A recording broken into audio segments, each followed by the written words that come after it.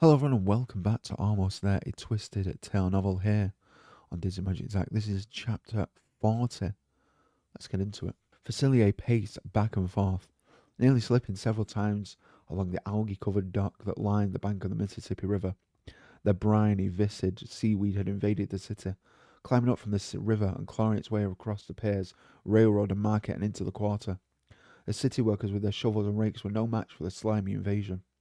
Facilier had long before stopped trying to shield his nose from the pungent odour of fish, shrimp, and whatever other sea creatures the dirty men hauled in big nets from their fishing boats. Every so often, one would ask him if he wanted to buy a bucket of trout, or oysters, or catfish, but they mainly left him alone, which is exactly how he liked it. He didn't want to involve anyone else in this business he had with Tiana. He didn't need any nosy people coming to her rescue as if she were a damsel in distress. They didn't realise just how crafty she was. But he knew. Vasily pulled out his pocket watch to check the time. Where is that girl? He had only one day left. If he didn't get a signature on the contract before sundown tomorrow, he was done for. That father of hers had been adamant that she would be back by now, unless she was back and he had missed her.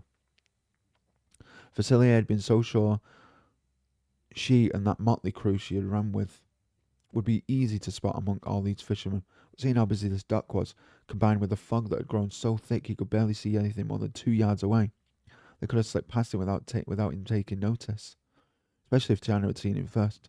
Damn her! His heart began to race as he intensified his search, going up to various fishmongers and boat captains, asking if they'd seen a girl travelling with several other young people. If Tiana and her friends had returned, someone would have noticed. The boss prissy daughter would stick out like a sore thumb among these mangy, hardened fishermen. He sprinted from one boat to another until he was sure he talked to every fisherman here. No one had seen anyone resembling Tiana or any of the others. Well, he was done waiting.